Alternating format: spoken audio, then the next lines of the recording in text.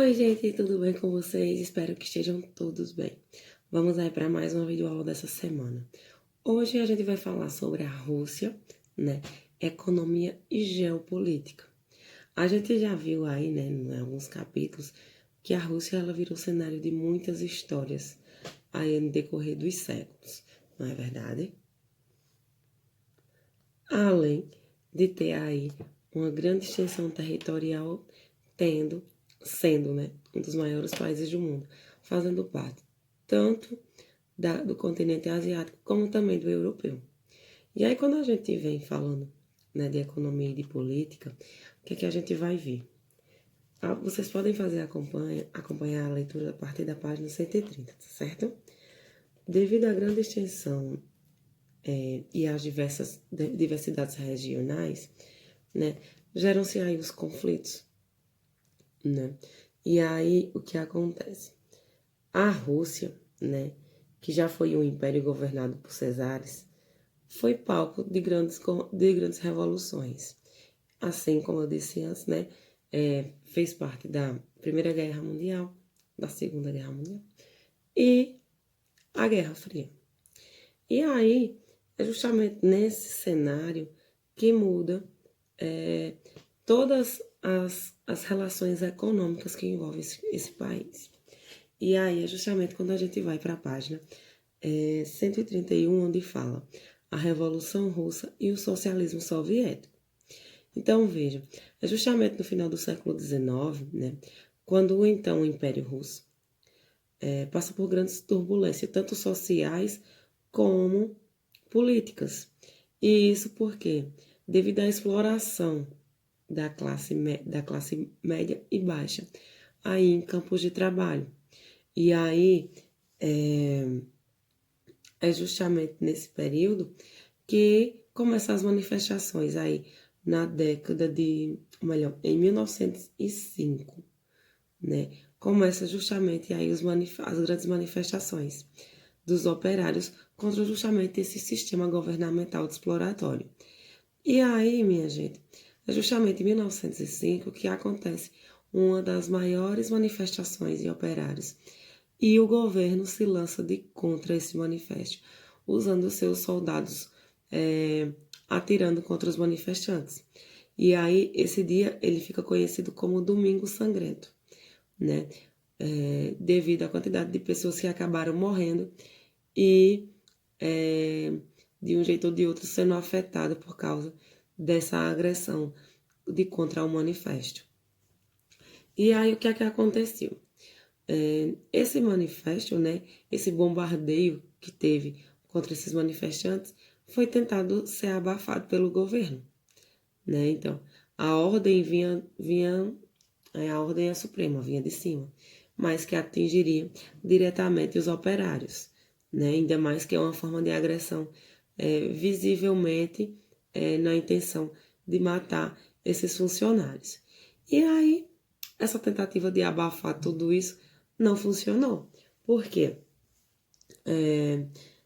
É justamente nesse período, né, nesse episódio, que começa aí os ensaios da grande Revolução Socialista em 1917, que começa a implantar o socialismo. Aí vejam só, aí começa a primeira revolução. É o auge da revolução, onde tem início, né, em 1917, uma série de greves contra os sistemas, né? Então, essas greves, elas começam em Petrogranado, né, atual São Petersburgo, e aí amplia vários setores, né? E aí vem a insatisfação. Como resultado, né, dessa revolução, tem a derrubada aí do regime cesarista, né, onde tinha cesares como o representante governamental dessa população, era ele quem ditava as regras, né? E aí, ou melhor, não era ele que ditava as regras, era o governo imperial, né? Cesares é um tipo, o cesarismo, ele é melhor, cesaristas, é uma nomenclatura que se dá ao império, tá certo? Aí na Rússia, nesse período. E aí tem a derrubada do regime czarista e os bolcheviques é quem toma o poder aí da Rússia. E isso, os bolcheviques ganham o apoio da classe operária, né? Porque os bolcheviques até então defendiam, e ainda defendem até a atualidade, a melhoria da classe operária, né? E aí o que é que acontece depois disso? Quando acontece essa tomada dos bolcheviques, a primeira atitude que eles lançam é o quê? A retirada da Rússia da primeira revolução, melhor, da Primeira Guerra Mundial, né? Para isso, óbvio que não foi uma questão assim de uma hora para outra, né? Vem aí um acordo. O acordo, ele ficou conhecido como o Tratado de Brest-Litovsk, né? Que aí, infelizmente, ou felizmente, para esse acordo ter sido tomado, né? Teve aí uma perda significativa de terrenos que faziam parte da Rússia, mas pela saída da guerra, ela acabou que perdendo seu território, né? E isso, para Lenin, né, o líder da Revolução Russa e primeiro governante da Rússia socialista, foi uma perca que ele intitulou de Tratado de Paz Vergonhoso, porque as principais terras que foram perdidas nesse trato eram ricas em muitos minerais, né? E como carvão mineral, e assim, consequentemente, para a época, era uma grande riqueza para o setor industrial. Então, ele lamenta porque acabou que se perdendo uma das partes mais ricas do continente europeu. Tanto, ou melhor, russo, do país russo. Tanto pela sua riqueza natural presente ali, como também a potencialidade de desenvolvimento, né, de investir naquele território. A Revolução de 1917, né, ela foi seguida por guerras civis, e aí com duração, infelizmente, de 4 anos, e a vitória foi do Exército Vermelho, né, os bolcheviques, que lutavam justamente contra o Exército Branco, que eram os representantes que governavam aí a Rússia antes dos bolcheviques assumirem. E aí a diferença, o Exército Branco ganhou nesse período aliados como os Estados Unidos, os britânicos e os japoneses, né? Eles se tornaram aliados tanto em questão de apoio financeiro, como também foram incentivadores aí para esse conflito na tentativa de derrubar o Exército Vermelho, que é justamente quem estava botando a Rússia num novo sistema governamental socialista. E aí, durante muito tempo, né, houve uma alarmante estagnação econômica. Porque, gente, não há como você estar numa guerra, sair dela perdendo, né? Foi um tratado, mas que se foi, você saiu perdendo. Tem aí as consequências de uma guerra civil entre poderes. E não há como isso não afetar a economia, assim como também a sociedade desse país, né? E aí, uma forma assim de amenizar, né? Vem aí o sistema que eles intitularam de Nova Política Econômica, a NEP, em 1921, que tem como uma saída investir cada vez mais no setor industrial, né? Acelerar aí o aumento da industrialização, assim como também das práticas agrícolas, para tentar sanar, né? Ou pelo menos amenizar essas consequências econômicas, né? Já em 1922, foi criada a União das Repúblicas Socialistas Soviéticas, a tão chamada URSS, né? Que agrupava inicialmente a Rússia, a Ucrânia e a Belarus. E a partir de 1928, né, começou a ser desenvolvido os planos quinquenais. E o que significa isso? Antes existia a NEP, né? E aí a ANEP, ela tinha uma finalidade de investimento, né? Era o plano B que eles tinham do pós-período de revoluções e de conflitos civis que existia. Depois disso, em 1922, surge os planos quinquenais que vem substituir o MEP, né? E aí o objetivo era o crescimento industrial e agrícola. E aí novas configurações foram tomando, né? O objetivo da criação da União das Repúblicas Socialistas Soviéticas era manter unidos os territórios que compuseram aí o antigo Império Russo, né? Todo aquele agrupamento de países, melhor, de acordos. Porém, a gente sabe que nem tudo vira um mar de rosas, né? E aí veio o período da Guerra Fria, né? Que produziu uma divisão política e ideológica do mundo e a criação de duas alianças militares, no qual, de um lado, estava os Estados Unidos, né, de aliado, que criou a Organização do Tratado do Atlântico Norte, e o bloco que criou o Pacto da Varsóvia, né, que aí já fazia parte da União Soviética. E aí, tanto o OTAN, né, a Organização do Tratado do Atlântico Norte, como o Pacto da Varsóvia, consideravam qualquer agressão ao território de qualquer um dos países que se mantinham agrupados aí nesse pacto, nesse tratado, né, nesse grupo organizacional de defesa político, social e econômica, qualquer um que agredisse qualquer outro país que atacasse qualquer um desses outros países, atingia diretamente todos aqueles que estavam envolvidos num único pacote. Então, veja, a gente tem 2 pacotes de países aí, um sendo representado pelos Estados Unidos e outro sendo representado pela União Soviética, né? E aí, em ambos os grupos, se um atacasse ao outro ou um país externo atacasse qualquer um país desses 2 grupos, o grupo por completo, tanto o grupo A como o grupo B, se fossem atacados, não atingiria um único país, mas sim todo o grupo, certo? Isso era uma forma deles se manterem unidos, né, apoiando um ao outro, aí independente da situação. Aí, né, com a chegada do final da Guerra Fria, em 1980, consequentemente as ameaças da soberania estadunidense e capitalista, redefine-se aí um novo cenário, né? E, consequentemente, as ameaças também. Então, a OTAN, ela passa a ser a base política, né, de segurança de toda a Europa, definindo ações relacionadas ao combate do terrorismo.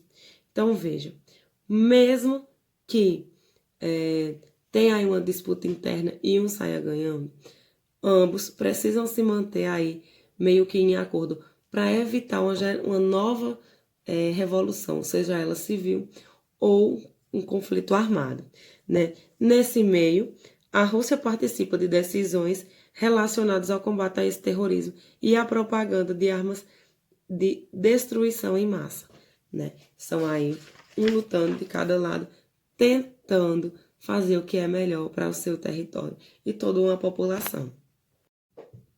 E aí, gente, no meio disso tudo, né, vem aí o tópico da página 134 da economia planificada, a abertura do mercado.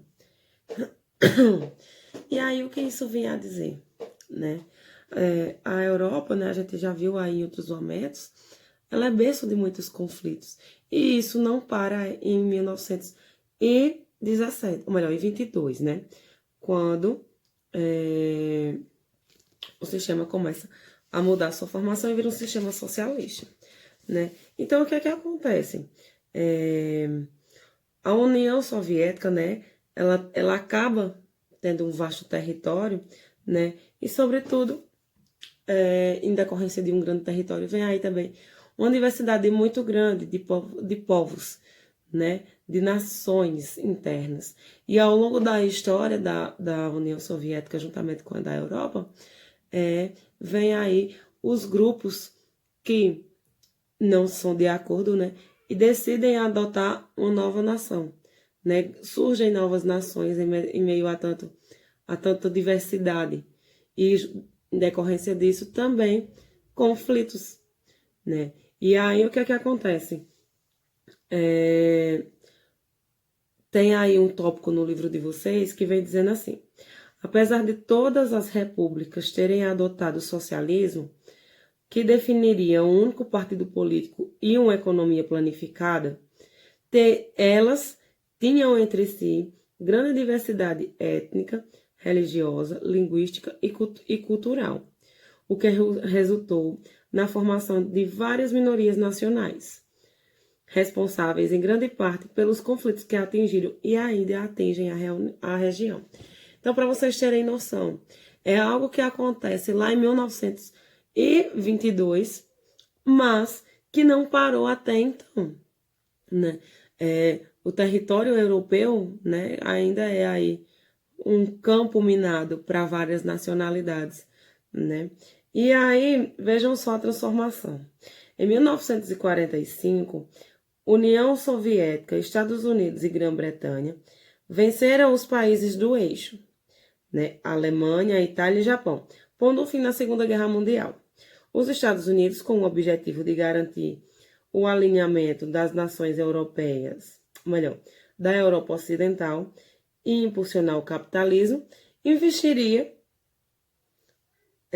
grandes recursos financeiros na reconstrução delas. E aí, veja só, provavelmente vocês já devem ter visto isso na história. Os Estados Unidos, ele entra como um vilão e ele sai como um herói quando ele vai e dá esse investimento. Dá não, né? Investe. Como o próprio nome já diz, é o investimento nas pequenas cidades para elas se reconstruir. E nisso eles querem algo em troca, né? Nada é de graça. E aí, veja, mais embaixo tem, no período, a União Soviética crescia em termos tecnológicos e se fortalecia militarmente, né? Tem aí a parceria de Estados Unidos e União Soviética. E aí, a vantagem da União Soviética é justamente a fortaleza militar, né? Voltada aí para a militância. A indústria era beneficiada pelos recursos do subsolo, principalmente o carvão, o que contribuía para o fortalecimento da indústria de base, termoelétrica e siderúrgicas. E aí veja o que acontece. Em meio ao caos que está sendo estabelecido naquele tempo, né, que está sendo vivenciado, o meio comercial ele ainda se fortalece. Através de quê? Através de investimentos de países que têm interesse em outros, né, nos mais fracos, através de redes de empréstimo ou qualquer coisa do tipo. Tem aí a extração cada vez mais forte do carvão mineral, que era a matéria-prima, a peça-chave da vez do processo industrial. E isso tudo acabou que influenciando ainda mais essas industrializações. E aí, chegando aqui mais na frente um pouco, na página 135 vem dizendo o seguinte: claro, é importante ser dito que passa várias transformações, né?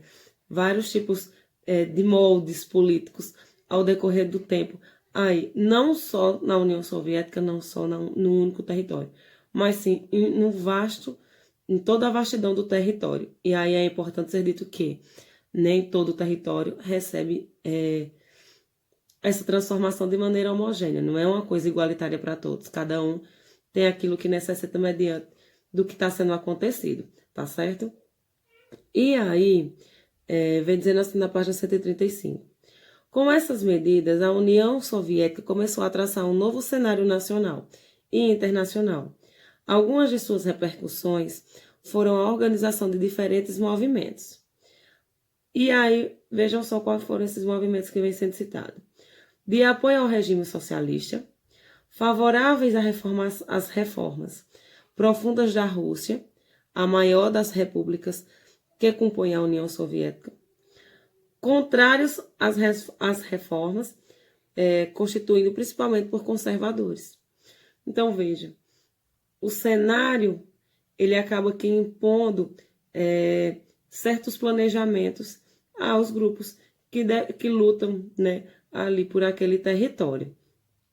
E aí, mais um pouco à frente, vem dizendo: o período de crise e insatisfação popular já trazia ideias separatistas, que se concretizaram no governo de Leustsin.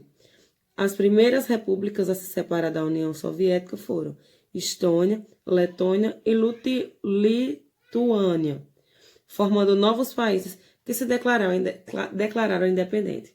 Então, veja, a Europa, ela acaba ganhando uma transformação, e isso a gente viu na aula anterior, onde a gente viu a questão territorial. Ele foi se moldando ao longo dos anos, né? Ele não tem a mesma estrutura que ele tinha antes, e isso é em decorrência aí de muitos acordos, conflitos que foram existindo. E aí, a própria população também manifesta sua insatisfação, e a partir de plebiscitos, ela solicita também aí uma independência de nação, tá certo? E aí na página 136 a gente tem a formação da SEI, né? Aí essa parte aqui eu vou ler porque é dessa parte que vai vir o trabalho da segunda nota de vocês. Tá? Então veja, as 15 ex-repúblicas da União Soviética tornam-se países independentes em 1991, consolidando a degradação, ou melhor, a desagregação da União Soviética. Ao perceberem que precisavam se unir para se desenvolver economicamente, fortalecer as relações comerciais entre as ex-repúblicas e afirmar seu processo de independência, Rússia, Ucrânia e Belarus assinaram em dezembro de 1991 um documento que formalizava a ideia de criação da Comunidade dos Estados Independentes. Dos 15 países que se formaram das antigas repúblicas soviéticas, 12 faziam parte da SEI, Comunidade dos Estados Independentes. Em seu início, as nações bálticas, Letônia, Estônia e Lituânia, não ingressaram nessa comunidade. Em 2009, a Geórgia, que fazia parte da SEI desde seu início, pediu seu desligamento do grupo, motivada por divergências políticas devido ao apoio dado pela Rússia à Abcásia e à Ossétia do Sul, duas regiões da Geórgia que lutam por independência. Então vejam só, se um grupo político ele luta por ideais, a partir do momento que um desses países apoia, no caso aqui a gente vem chamando aí, tirando como destaque o desligamento de outras duas nações, de um desses países que também fazem parte do grupo, é como se eles estivessem dando um apoio para o país do grupo se ferrar, né? E aí foi justamente por isso que a Geórgia perdeu aí a sua desligação do grupo. Dando continuidade à leitura. Em 2017, sentindo a necessidade de reorganizar o grupo, o governo russo, que lidera o bloco, defendeu que a SEI deveria passar por uma renovação nas estruturas, a fim de melhorar os sistemas de combate ao terrorismo na região. Além disso, o combate ao narcotráfico e à imigração ilegal foram fatores apresentados para os governos da SEI, ou melhor, governantes da SEI, debatessem formas de corrigir possíveis falhas administrativas no grupo.